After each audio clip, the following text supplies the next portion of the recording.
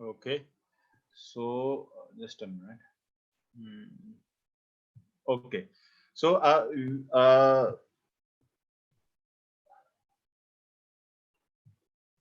yeah. So what we'll do is we are just about to. So we are just going to start our session today. Before we start, a couple of points which I want you guys to please make a note of it. The first is I've while muted all you guys, please stay muted. In case if you have any questions,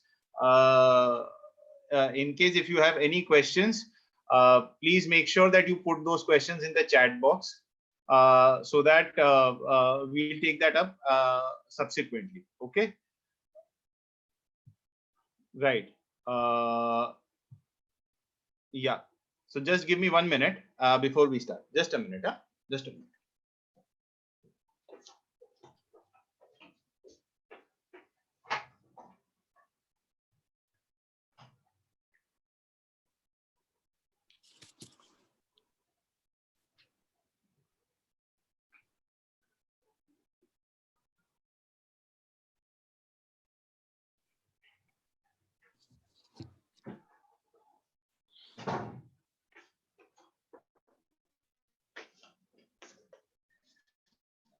Yeah. Sorry, there was some technical issue. Just got it sorted. So I would like to officially welcome all of you guys for this amazing webinar. Today we have Mr. Rajesh Baderia, an eminent personality who has over 38 years of work experience. He has been the former general manager and also the head of engineering and environment department within NTPC Limited. He has been there with NTPC for over 16 years. It's an absolute pleasure to have you on board, sir. Thank you so much for giving us your time for this amazing webinar. We are really excited to have you on board, sir. Thank you. It's my pleasure. Right. Sir, so since today's topic is really very interesting and it's around environment, let's start with a basic set of questions. What exactly is pollution? What are different kinds of pollution, sir? Yeah, actually, like you have been subjected to the present scenario, which is all due to COVID-19, and COVID-19 is giving a lot of trouble. But at the same time, you have observed that you are not falling sick. You have observed that the rivers are getting cleaner and cleaner. You have observed that the ecosystem is really working very well. You have seen that so many birds are now chirping around. You have seen that the atmosphere is so clean that you can see that stars just in the evening, or when the night is there, dark night is there, you can see the stars. So this is how it is possible. It is just because that the pollutants which are present in the atmosphere have gone away. Earlier in Delhi or in any urban population, or I would say that any metro cities, you will see that the PM 2.5 level was very high, the pollution was very high, air quality index was very high. These days, the air quality index has gone very down. It is good to, you can say sometimes good, sometimes a little, I mean, it's not that good, but still it is far, far better. So I would put in the literal meaning this, what is pollution? Pollution is nothing but the introduction of contaminants in the natural environment, which is harmful to all the living beings and the human population. So, and these pollutants, they spoil the air, water, soil, and which is very detrimental to the health of all the living beings. So this is pollution. Okay. And sir, what are the major causes of these pollution, if I may ask? The pollution is, sometimes it is natural, but the natural pollution is generally linked to the volcanic eruptions or some natural phenomena. But at the same time, the current kind of pollution is only because of it is man-made, because we have automobiles, we have industries, we have ongoing construction activities, and they are all on full swing. So what happens when the construction is there, dust is added. When the industry is there, then the emission from the industry, it could be effluent, which is discharged into the river stream or the water bodies or on the soil itself, and the uh, emission, which are gases, which go into the atmosphere, and the air quality is disturbed. And then the automobile is there. What happens? The automobile, it emit lot of pollution. Because if diesel is there, then you will find sulfur, you will find PM 2.5 level high. So all this goes in the air, and it pollutes the whole atmosphere. So basically, and then another pollution nobody bothers about it, that is noise pollution. If you pass through pass under the metro stations anywhere, particularly if we focus it on, say, NCR and Delhi, so you will see that the people are honking horns. Decibel level is so high. And because of that, you suffer from the psychological problems. Cardiovascular diseases are also there. So these are just this thing. Secondly, then we come to the agriculture. What happens? We add the fertilizer on it, pesticides on it. So what happens when water is there or the rains are there, then it overflows and it goes in the soil. Then it leaches deep into the soil, and it spoils the groundwater. So water pollution is there, soil pollution is there. And then ultimately, where it goes, it comes back to us. So basically, we are the people who are really disturbing the whole environment. Right. And the pollution, you look at any, now I tell you just one recent example. Yesterday only, the tragedy has struck Tamil Nadu. Then the tragedy has struck Vizag. Tragedy has struck Chhattisgarh. Why?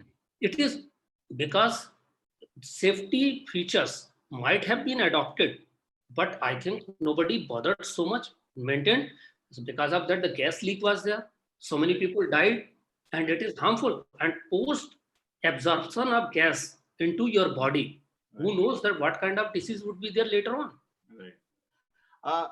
There was an interesting point that you had mentioned, sir, that I mean, post-COVID situations, because most of the industries are not working and the situations have gone really better. Even the Yamuna is also becoming really more neat and clean. But after some point in time, this lockdown may get revoked, which I'm sure we know all of that. Yes. What do you think that the situation would be? So while we are saying that the pollution level has dropped down significantly, we have seen one of the best air qualities in Delhi. But what do you think would be the future in this, especially once the lockdown gets over? What is the key takeaway on that? Actually, now we have learned a lot.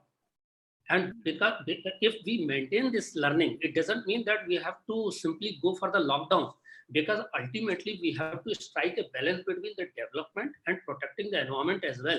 Because this environment or this planet doesn't belong just to the human being. Yep. It goes to all the creatures. And what happens?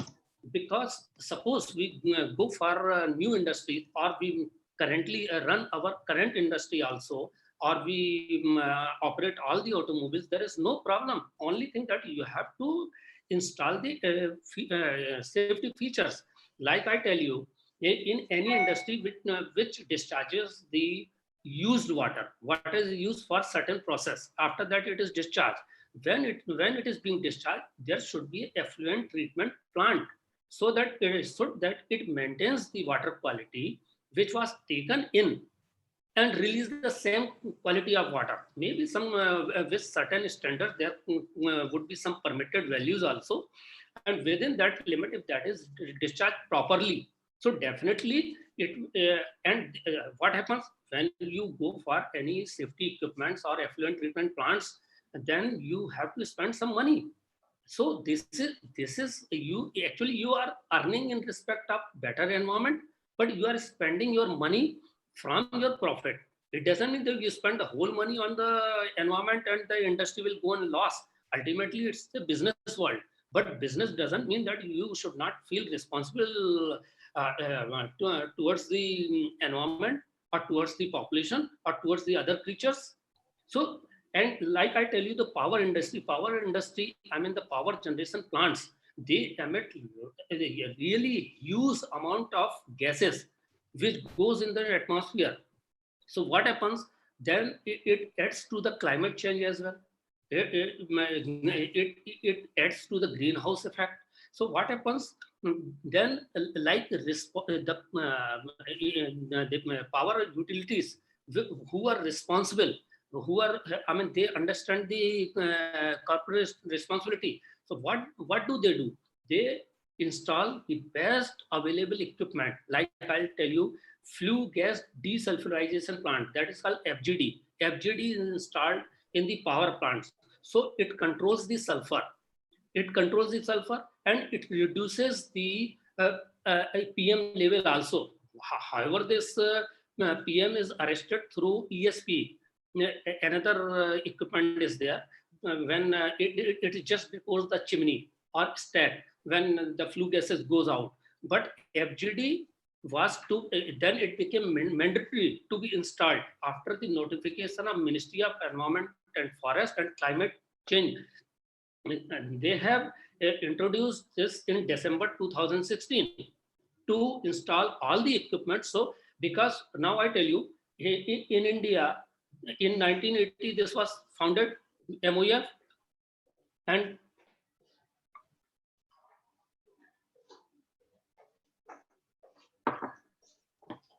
Yes, sir. Sorry, continue.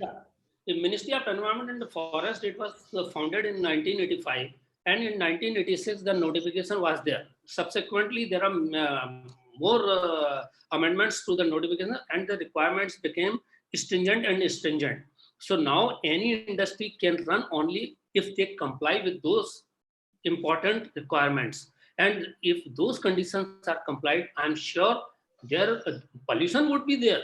Nobody can really stop it completely. But we would be having this pollution, but at the same time, the development is there, better environment would be there. And because of this lockdown, everybody has learned. I tell you, government has spent crores and crores of rupees on Yamuna cleaning. Government has spent a lot of money on Ganga cleaning, and after that, even they have found a separate whole committee and department and ministry for Ganga cleaning. What happened? Nothing. Only the money was spent, and because of this lockdown, because what happened? Effluents which were being discharged into Ganga or in Yamuna, those were stopped. So don't stop it, but treat it, bring it to the permissible limits, and then discharge it so that it would be cleaner than earlier. But definitely it cannot be clean during the lockdown situation. So, but we cannot simply follow the lockdown. We have to, in any case, live in this world. Right, sir. So there was a very interesting point that you had mentioned about there are many industries, large-scale industries, power generation companies. You have been also working with NTPC, right? Yeah. So now, what kind of environment measures these companies do make?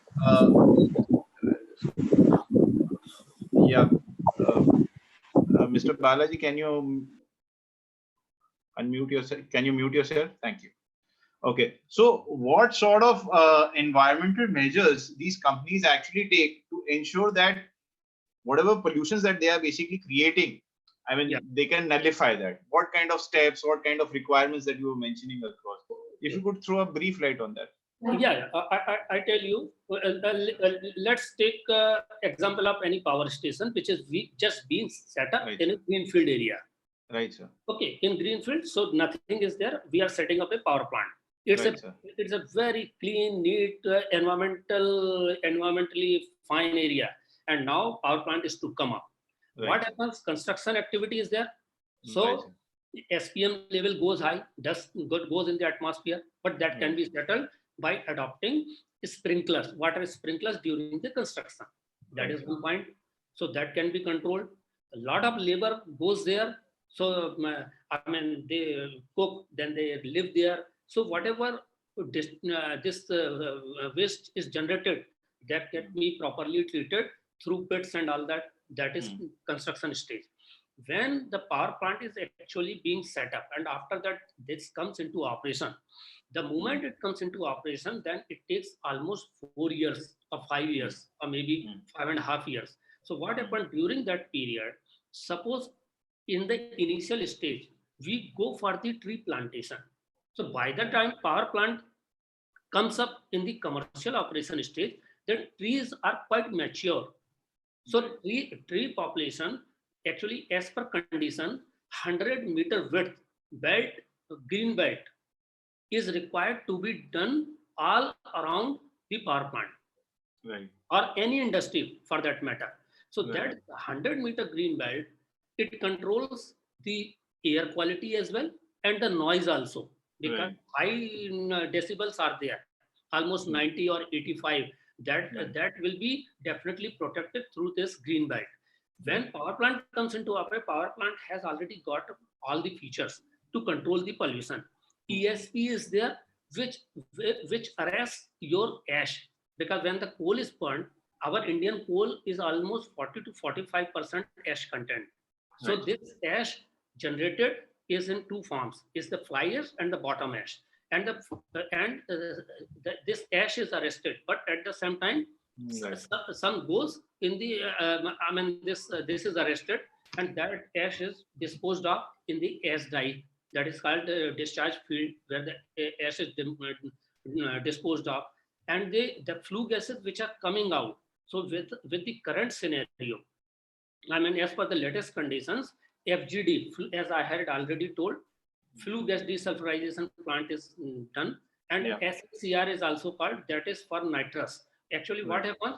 Power generation, the flue gas contains the gases which are not good for the environment. Definitely, Right. those are pollutants only.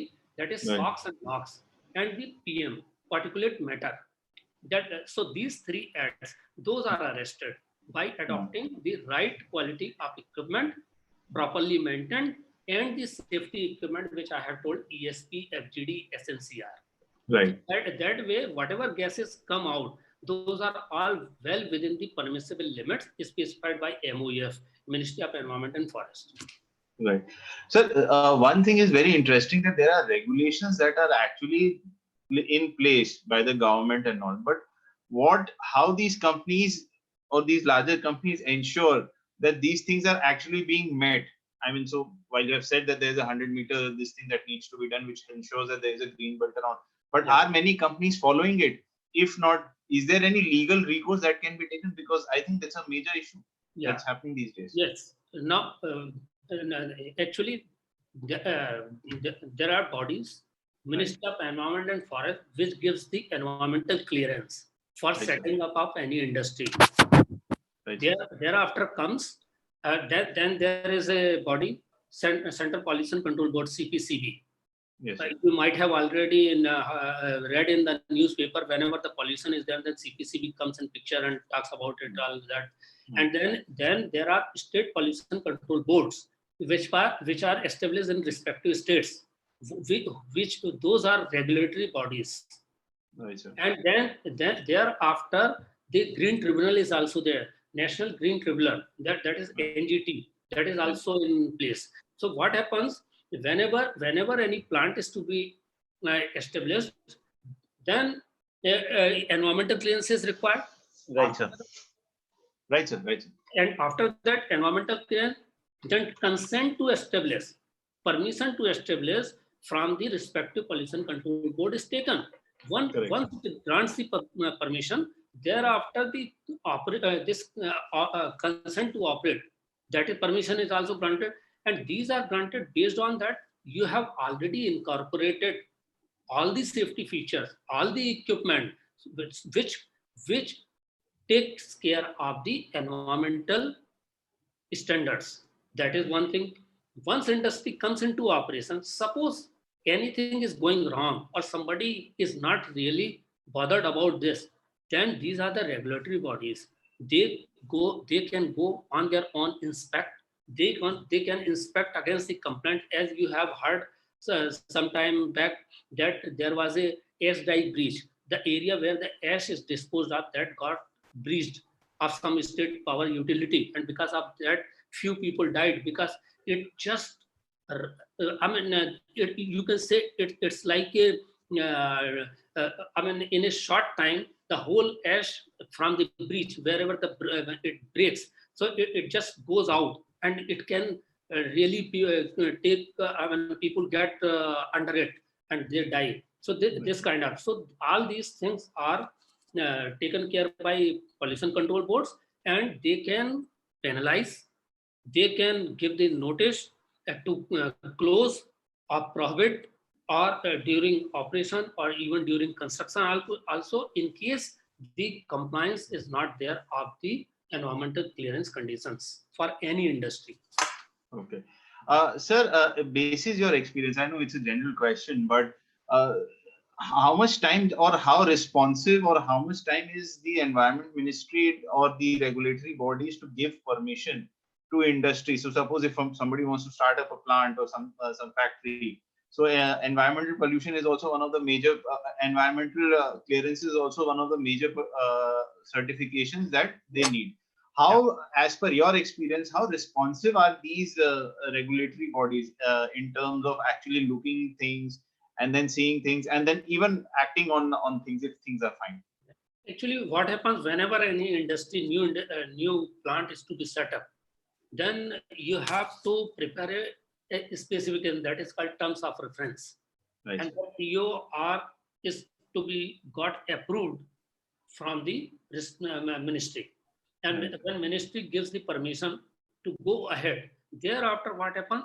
Whenever a new plant is to be built, you have to go for the environmental impact assessment, and that Right. report is prepared, because whenever something is to be put up, definitely you are going to spoil the environment.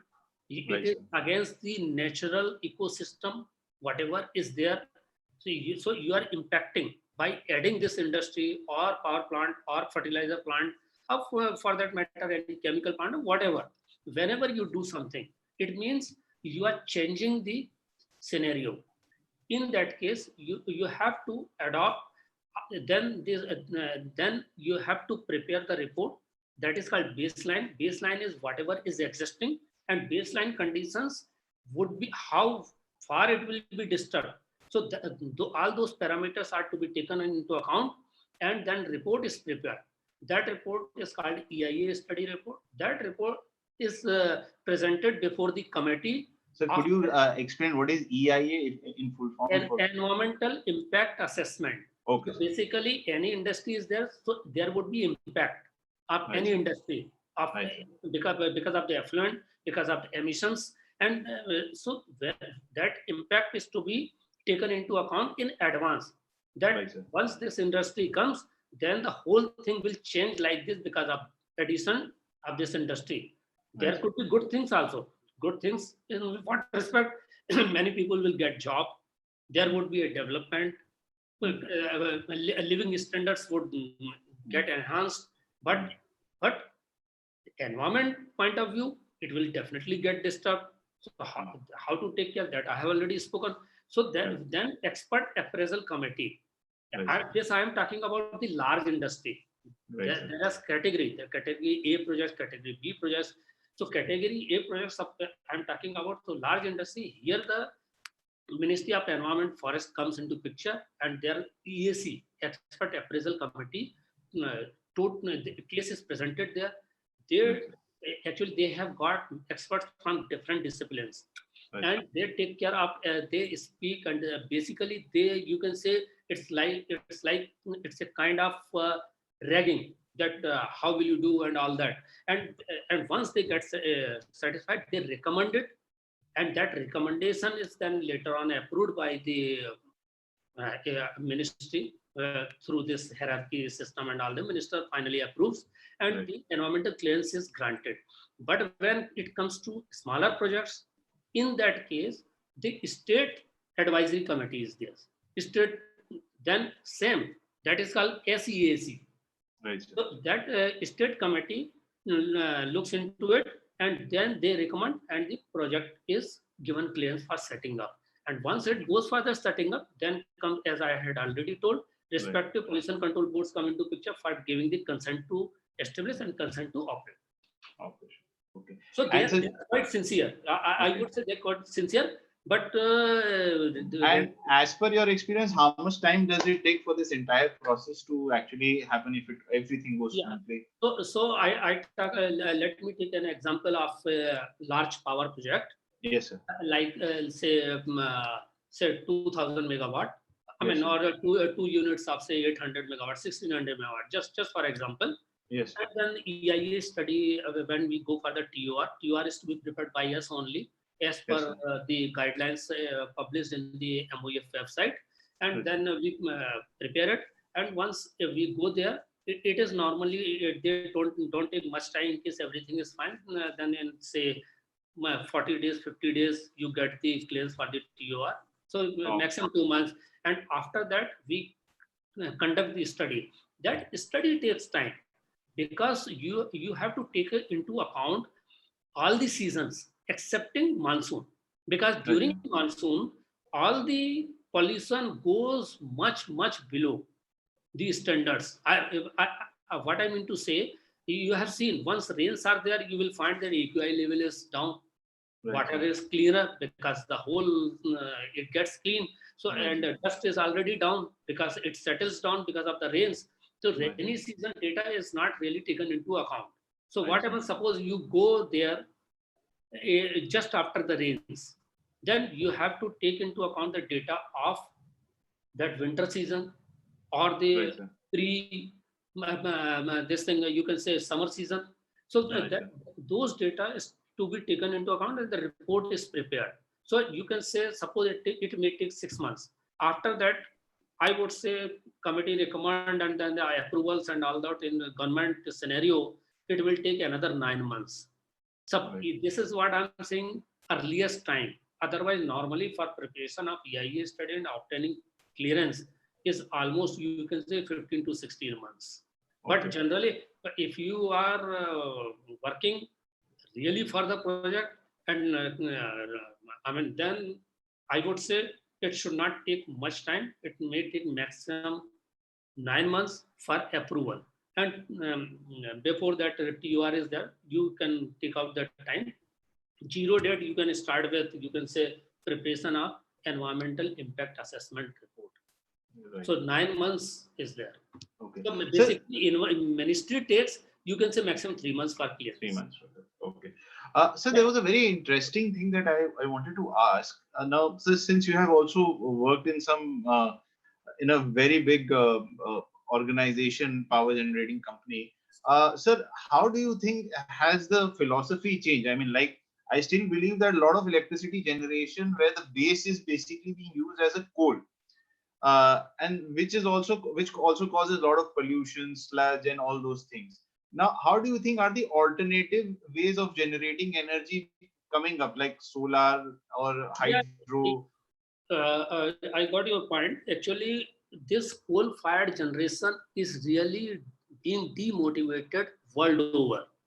Right, sir. And in America, many coal-fired stations have been shut down. Germany is not totally coal-free. They are totally they are not generating power through coal-fired stations. Like, and this is being followed in many other European countries because of the introduction of the solar. Initially, the solar power plant was very expensive.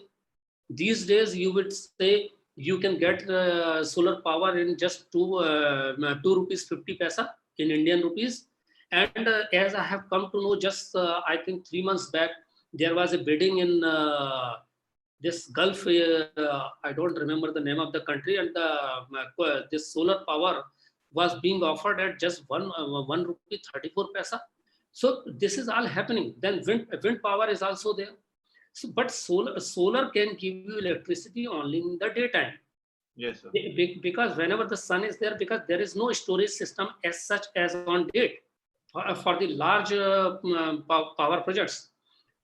Although we have really gone in a big way for solar power generation, it's a good mix with the coal fired, and no more green field projects are coming up in India. Like if you talk about NTPC, I would say they are just going away with the older units and replacing them with the new, with the state of Adding on technology, but they are not changing the entire mechanism.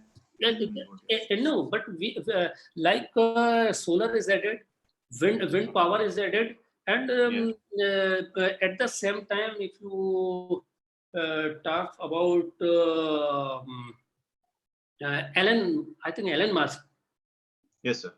Yeah. So he is already he has already claimed that he has developed the batteries which can store solar power. I think they are installing in Australia. So, yes, sir. So then when such kind of thing come into picture, then I'm sure that coal-fired stations would be, those will be gradually. I won't say it can be stopped completely, because in any case, further during the peak hours you need that.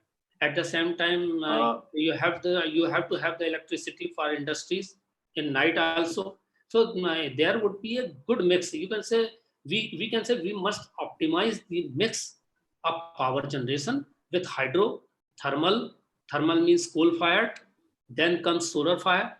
Then wind, and also you have encountered, you might have encountered, you have seen in the newspaper also, and you have read about a lot of hue and cry about the parali burning. That is the stubble burning in Punjab and Haryana. Because of that, the whole NCR suffers, and because of that, ministry sometimes stops the power plants and all that. So that is agro waste which is being produced because of the paddy harvesting, and again, and just a few days are there for showing the new this thing. So they cannot really do anything. So farmers simply burn it because that is the cheapest solution, but it disturbs the environment. So now those are being converted into the pellets, and that pellets can be fired along with the coal. And those pellets have quite a good calorific value when compared to the coal. So, but that can be done just 10%, but that 10% can take care of the whole India's parali problem. Oh, okay. So this kind of things are there. Okay, so that is very interesting. I just wanted to ask one question. So some time back, there was always a discussion amongst. I mean, I'm sure you would be the better person to answer this. Is that the alternate sources of energy generation, which is either wind or solar, their per unit cost of generation was so expensive that many times they used to lose the bid as compared to the traditional method of power generation, which is coal. As a result of that, many of the these kinds of alternate power generating mechanisms did not get much of the business because of the higher power generation. So do you think that that such situation still exists? Because ultimately we also want to promote the alternative source of energy generation. So what do you think is the current situation? No. Now it's no more there. As I told you, solar power is very cheap.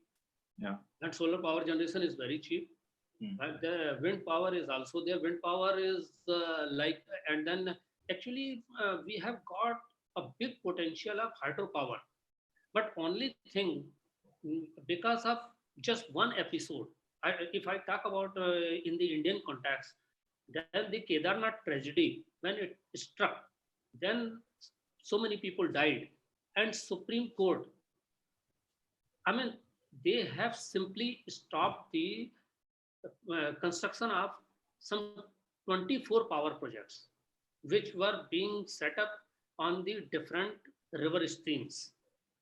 Because all river stream in Uttaranchal are called Gangas, but you can say some are on Bhagirathi, some on Alaknanda, some on Mandakini. Like that, many power projects were coming up. So what happens? Hydropower generation is actually, it's a good solution, because what happens that it's a cash cow kind. Once you set up, initially it takes longer time for setting up, because of the geological surprises. When you go for tunneling, then you will find some hot streams and all that, and the construction times gets delayed and all that. Once it is set up, then nothing. only two people are required to run the whole power project. Nothing. Once it is in operation, then water comes and it goes out of the turbine, and then that water goes into the same river stream again. So no much disturbance excepting during the construction time. And once that's and the power generation is just I mean it is it is like that. You don't have to really spend much money on operation and all that. It is only maintenance sometimes, so it's very cheap. That potential is quite high in India because of Himalayan rivers. Only thing that we have to adopt a good sedimentation chamber and all that, because a lot of this stuff comes, and you have to take care because it can clog it, and then run up the river projects can be constructed instead of going for the larger power hydropower projects, because large hydropower projects means huge huge land is submerged, huge reservoir is created, and that is one thing. So that can be avoided through run up the river project. Run up the river project is what, in one river itself there are many projects in cascading way. That water, but if what happens, minimum discharge is also required, so that the aquatic life and the life in the river that should remain. At the same time, water should be available. So if we compromise with our power, this thing once power potential study is carried out, so that cost benefit analysis is also done. So we have to, if we surrender, you can say some profit, say, because what happens, you do anything, a break even point is decided. So that break even will reach if we carry out the study as per the set procedures and all that. Suppose we compromise with our profit for some time, that break even gets extended. But for what? For protecting our environment. Ultimately, we have to live here. But at the same time, development is there. So hydropower is there. Solar power is also pretty cheap. In Indian context, a lot of sun is there. Once batteries are there, you can store and very well have.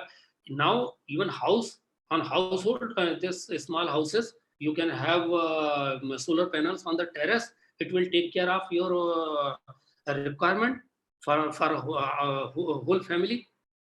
So like that, it's a good this thing. And in future, definitely storage system would be there. Right. Sir, is it okay if we can open some questions? There are a lot many people who are asking so many questions.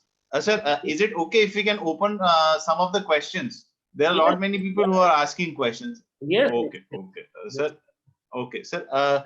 Sir, somebody asked that can you please repeat the stubble remedy that you were mentioning, the pellets one, which you were mentioning that. If you could just repeat that. Yes. What happens earlier in Punjab and Haryana, everybody was producing wheat only.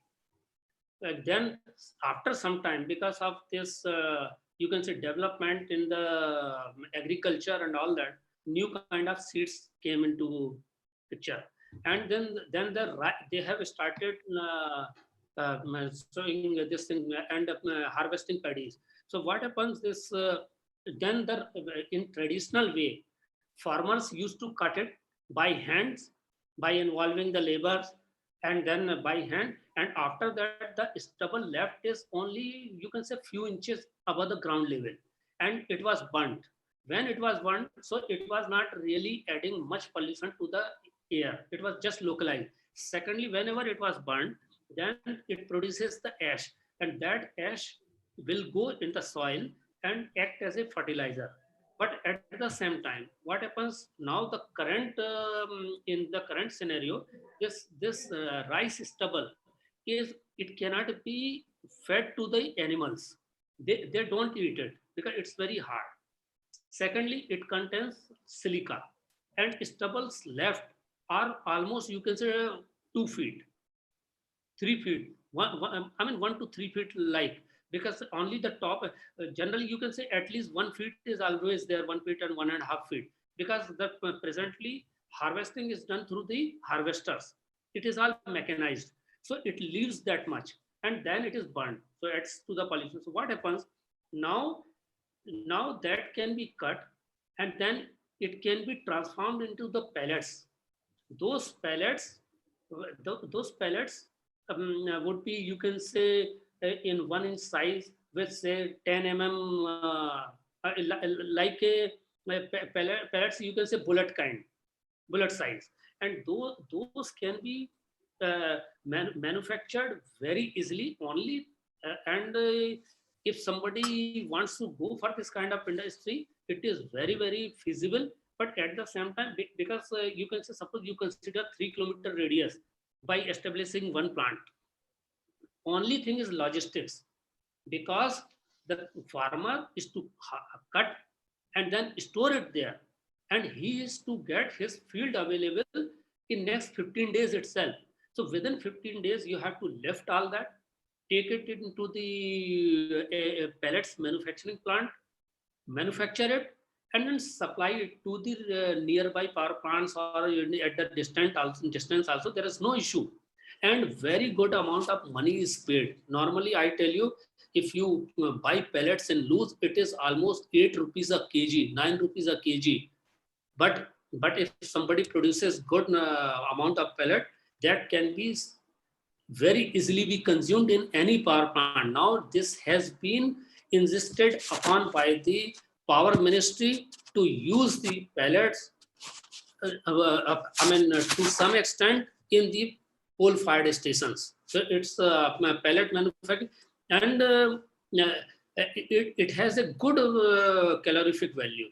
The Indian coal has the calorific value of, it varies from 3400 to say 44,500, but this pellets can produce energy with a calorific value of almost 5,000.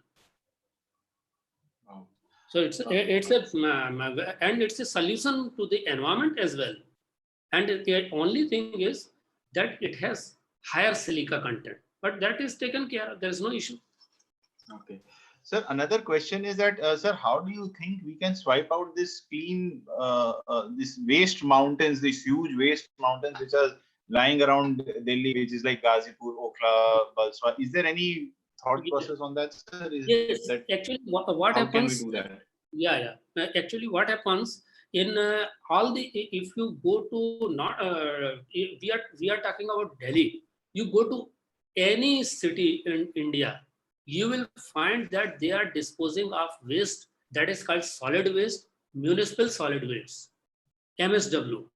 MSW is being disposed of, and it is really causing a real serious problem to the soil, because whatever you dispose of it anywhere without protection, it leaches into the groundwater, and ultimately it is fed to the public, or it goes into the vegetation also. So it creates, it is very harming. So what happens, like, and in metro cities, this kind of mounds are formed. Not only here, you go to Banaras, you go anywhere, you will find this kind of mounds.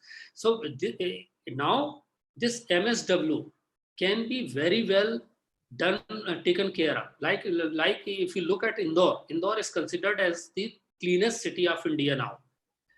And in Indore, what they are doing, they are segregating it. So because MSW contains plastic component, plastic means combustible item, and then the wet item, like you can say kitchen waste and all that. It is then this segregation is done. Then it has the concrete kind of things and all that, stones, concrete, glass, metals and all that. So these three segregation is done, and then biodegradable, that is wet portion, biodegradable can be transformed into the methane. Methane becomes CNG. That CNG can be used in automobiles, and then that solid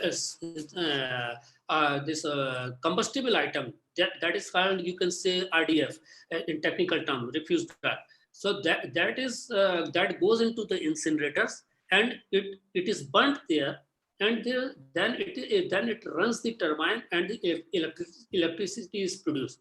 So if you have, say, 700 tons of waste, So it can generate almost 10 megawatt electricity. It is very expensive, but at the same time, there is no issue because that waste is taken care. Now in Gazipur, what is happening? Now the mound has become an eyesore. Whosoever crosses that, it's a problem to the eyes. It's a you can say it's a and then the other pollution is there. There was an accident last year because this mound got collapsed somewhere, and because of that, a couple of people died. So, and it emits gases also. It's a fire hazard as well, because when compaction is there, then there would be the fire, and then you will always find smoke coming out of that. So now it is being taken care by Delhi government through by adopting certain things, like they are getting it out and converting it into the electricity. So so if it is taken care in advance in any city, you can, even today we are not late. There are many cities. If we start converting this MSW, municipal solid waste, into energy, one is power energy, electricity, another is CNG, and this through segregation it is being taken. Then even the kitchen waste can be converted into the fertilizer that way. Another technology is there for which we have filed the patent. So it will come. I'm also part of it. I'm not a man who has gone for filing the patent, but I'm just advising on this. So then MSW would be converted into the coal completely. Once it is converted into coal, that the whole solution is there. But we have already demonstrated that in a small level. Let it become in a commercial level, then it would really change the whole picture, whole scenario. Okay. Sir, there is another interesting question, that is there any regulations or guidelines against single-use plastic? I mean, is there any mechanism which can effectively control the use of single-use plastic, which is, I think, a big deterrent government is also pushing, but is there any mechanism through which this can be taken up, sir? Yeah, plastic, single-use plastic is like you say that when you go for fetching vegetables or any item, you get it. That is one thing. Then the bottles are there, water bottles, single-use plastic. Then the stuff, the food stuff which you get when you order from Zomato or all that. So then it is also single-use plastic. So this kind of single-use plastic is, if everybody become very responsible, and at the same time respective corporation becomes responsible, then there is no issue. Let there be a single use plastic, there is no problem. Not necessarily that it is to be banned. Banning anything is not nothing. Like we are going in the lockdown, everything is not there. Our life is within four walls. But can we really survive? We will have a psychosomatic or disorders maybe on the later stage. For 1 month, 2 months, 3 months, it's fine. But so in any case, we have to come out. So similarly, you cannot ban all the things. So what happens if this is segregated at the source itself? You get the items, keep the items, use it, but then plastic, you keep it separately. And the corporations, respective corporations, they must take this plastic from say, suppose you are in the apartment or in the some locality gated community, or you are you can carry it like this is being adopted in Indore. It is segregated at the household itself, and then they have got 2 bins, 3 bins. One bin is for plastic, one bin is for biodegradable material. So then this plastic is removed, and then it can be converted into energy. Only thing, you have to take extraordinary care, go for the state-of-the-art technology plant, because the gases which come out of burning of the plastic as dioxins and furans, those are very carcinogenic. Cancer-causing elements are there. So, but that can be controlled by increasing the temperature to 900 degrees within the incineration, within the furnace, you can say, and it can be controlled. So once it can be controlled, there is no issue. Plastic, you cannot ban the plastic. You can ban temporarily, or okay, one time you somebody goes for that, increase the this things thickness of the plastic, that is there. But at the same time, in any case, one day or after some time, you have to dispose it off. Again, it will cause the pollution. If you dispose it just like that, it will go into the river stream. It will clog the drainage system. Like you see the marine life, all the ocean is full of plastic. And because of that, the ecosystem is completely disturbed in oceans. So in any case, the world is not going to stop. We may get some more new things, and again the disposal problem would be there. The only thing that we have to parallelly develop to take care of all this aspect, so that the environment is protected and development goes on. Right. Sir, there is an interesting observation again in context to the single-use plastic, where somebody said that, listen, even the Prime Minister addressed that our country shall go for a complete ban on single-use plastic by 2022. And state and central government are contributing on this, like what is their plan, was being asked. And even after NGT ordered the states to submit the report and their plan within 1 month, people are not doing so. So the larger question is that is there any effectiveness to the thought process on this, that even if the government is asking, NGT is pushing, but the states are not submitting? So what could be a future on this particular piece? Actually, banning is fine. Banning can be implemented only when you really control the industry which is producing single-use plastic. Like I tell you, these days, in particularly metro, if you order any food, you get in a, you don't get in single-use plastic material. Like if you go to some good restaurants, you will not, you have to carry your own this thing for fetching anything. But if you go in the smaller towns or in the villages, you will find that because to implement is a very difficult problem. Only thing, you can make the law, you can enforce it. If you catch somebody, you can penalize him, you can send him to jail, whatever you can do. But only best way is to stop the manufacturing. Like I tell you, everybody says that smoking is injurious to health. Why don't you stop manufacturing of tobacco products? But it cannot be done. The whole world runs on the business. So single-use plastic banning is fine. It was even taken up in the UN conference also. I think it was the last COP, in which this plastic and was to be banned, single-use plastic. So this can be banned only by stopping the manufacturing, because illegally if somebody manufacturing, you can't catch hold of them. And if you if law is there, but how to enforce, that is important. Once it is enforced, so best way is to sensitize the people. If we sensitize the people right from the root level, so because sensitizing urban population is not a big issue. Don't sensitize, just enforce the law, they will follow it. They have to follow it. But when you go to smaller places, enforcement agencies cannot go door to door. So you have to sensitize through NGOs, through in the school itself. Once people are sensitized, they will definitely not do it. Because once this Swachh Bharat Abhiyan was launched, and our Prime Minister has really made it to a larger extent that people are really bothered these days.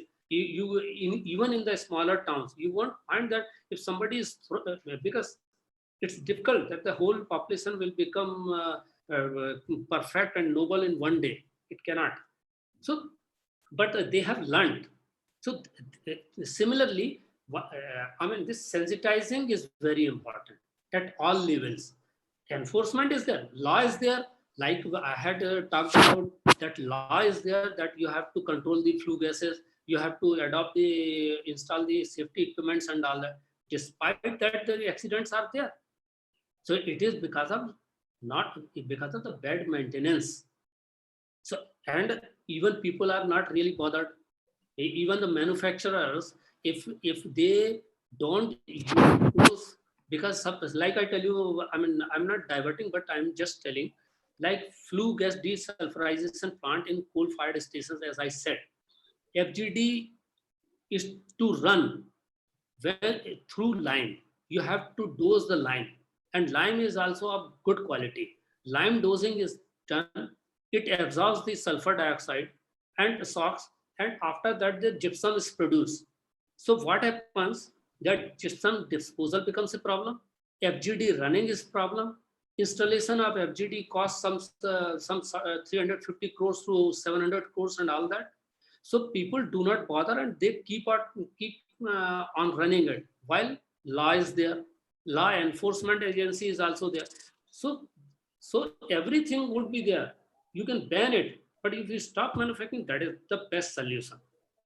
And sensitizing people is another solution. So when both the solutions are to be done together, definitely I'm sure that single use plastic would be really would go out of our sight. Right. So there is another question that now, because this COVID period is coming into play, there could be a chances that there could be high biomedical waste that could be generated. Now, how that thing can be actually taken care of, sir? Biomedical waste disposal is real very big problem, Right. because you cannot use it in any plant. You cannot transform it into any electricity or anything, because like I talked about, that this municipal solid waste can be converted into electricity and in CNG, not bio CNG, in CNG through methane. But that should not include any hospital waste. So hospital waste is to be actually incinerated. That is to be sent into the incinerators, and it is totally destroyed. And then whatever residue is there, that is to be disposed of properly. Properly means you have to take extra care for disposal of those things, because you cannot dispose of just by creating a big pit and dispose it off, then it will create huge problem. So what happens, you have to really go for creating anything which is properly protected and then dispose it off. But incinerators are very much required. And then the hospital waste dealing is really a big issue, because and one has to be sincere. All the hospitals have to be sincere. It should not be given into the loose hands, like that people take it away and then misuse it, I would say rather. It is to be incinerated. I mean, that is one solution. Other solution, I think, there could be some solution in future also, but presently this is the solution. And incinerators must work. In many hospitals, you will find, I think, they are not working, and I don't know how they are really disposing it off. Right. Sir, I know we have overshot our time, but this topic is such interesting. Is it okay if we can take last two questions? I know your time is committed. No problem. No. Okay, thank you, sir. So there is one question which says that what changes can be brought in the regulatory sector of environment laws to encourage technological development, such as experiments to bring biodegradable polymers which are encouraged in foreign countries? Anything like this can also be come into can play in India. Should I repeat the question, sir? Yeah, because there was a big break in the voice. Okay, sir. What changes can be brought in the regulatory sector of environmental laws to encourage technological development, sir? Jैसे, for example, there was an experiment to bring biodegradable polymers, which is actually encouraged in foreign countries. But I don't think it is being done in India. So, is there any other technology-related things that can be done in India which could actually help in promoting environment? Like, for example, to some extent, biodegradable sanitary napkins are nowadays coming up in a big way. which can completely get this. So are you seeing any, from the technology point of view, any changes that are happening in the country with respect to this to help environmental flourish? Actually, uh, biodegradable material is already, people are going for it, but Yes, sir. in actual sense, as far as my knowledge goes, Yes, sir. it doesn't really degrade so fast as the as you find the naturally produced things degraded. Right. Right, sir. Because that that biodegradable material, if you dump into land, Right, sir. then it definitely it may degrade after some time, because plastic takes hundreds of years. Nobody knows. It may take thousands of years. Who Right, knows? sir. Right, But sir. like biodegradable, it will again take some years. But till that time, that land is spoiled. Right, sir. So the best way is to utilize it. Right, Not sir. biodegradable materials should not be left for Right. degrading. It Right, sir. should be transformed into some kind of feasible product. Right. So, like I told about plastic waste. Similarly, this can also be transformed into some feasible product. Like suppose it can also be burnt. It can produce electricity, Yes, and sir. whatever left is easy to handle, because what happens, residue is only 3% or 4% of the burnt material, maybe 7%, Right, sir. because as far as our study goes, it is 7 to 10% maximum residue Right, is sir. left. And if we go practically, I think in some stations it could be 3%, 4%. So disposing of 100% as against 3%, you see the problem and the requirement of land and all that. Right, sir. However, you need to protect that land by adopting the proper lining. Right, sir. Because suppose plastic is burnt, residue is also very toxic in nature. So Right, you sir. can't dispose it of just like that. That ash is to be disposed of in a proper place by constructing the concrete wall, and then so that it doesn't leach Right, sir. into the ground. So Right, that sir. way it can be disposed of. Okay. And sir, just last question of the day. Sorry to keep you hold for a while. Just last question for the day is, sir, what somebody has asked is, sir, what is the major source of air pollution? Is it the industries? Is it the factories? Or are these the automobiles? Now I tell you, I will take an example of a metro city, say Delhi. Delhi has the highest number of automobiles. I would say 41% of air pollution is because of automobiles. Delhi is also surrounded by the power projects. NTPC's power projects in Dadri is there. Other side in Haryana side, Jhajjar is there. Then Delhi government's some project could be there. So like that, they are also adding to the pollution to the air, to the environment of NCR. So similarly, if you leave aside metropolitan cities, then comes the next smaller cities, A grade city, then B grade city, then smaller cities, then towns, then the villages, then the small villages. So what happens? If you go to smaller cities, you won't find any industry. So the whole pollution is because of the automobiles and the construction activities. Because the smaller cities are becoming larger cities because of the urban development. That urban development, road construction, it adds to the pollution. SPM level goes high, particulate matter goes high. So, because India is developing every day, it is developing at very fast pace. So, if in Indian context, the pollution can be arrested everywhere by adopting the mitigatory measures. Like if you go for the road construction, you sprinkle the water, so dust is settled. When you go for the house construction, use that mesh so that it doesn't come out. And at the same time, use the sprinklers so the dust is settled.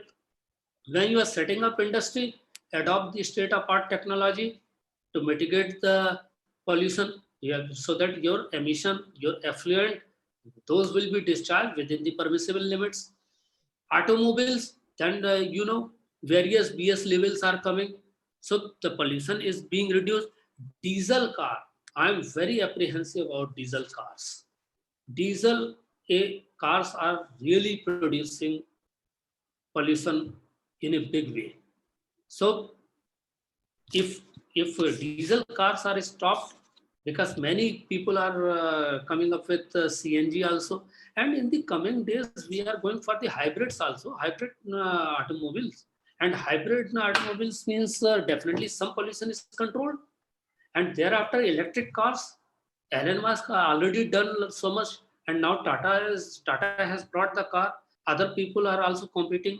So in coming days, when it becomes economical viable, then the automobiles would be there. But the next problem will emerge maybe after 10 years, maybe after 15 years, disposal of batteries.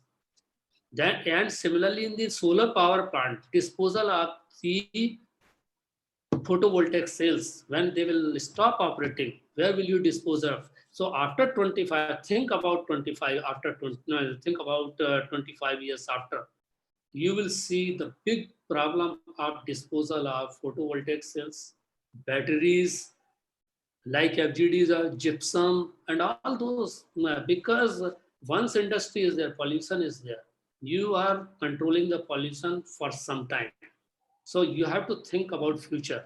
One has to be visionary and go for research and develop new technologies and disposal system, so that we are free and free of pollution and have the best of environment. After all, we have to live and we have to make our children live on this planet. We have to see other creatures also. I will add one more thing, very interesting this thing. You see these days, you will find many birds all around. And though, how it is possible? Because no disturbance to them. So similarly, I mean, if we go for planting lot many trees around, that will arrest lot of pollution, and go for the best technology. That is the only solution, because we cannot stop developing and living in this developing world. We have to live. Right. Thank you, sir. With that question, we close this session. Thank you so much, sir, for giving us your time. And sorry, a little overshot it, but the topic was so interesting, and your explanation was so interesting that we had to ask a couple of questions as an add-on. But thank you so much, sir, for giving us your time. It was indeed a pleasure to have you here, and it was absolutely amazing to listen to you, and we really learned a lot from this session, sir. Thank you so much, sir. Thank you so much. It was my pleasure to be on this webinar. Thank you so much. Right. Thank you so much.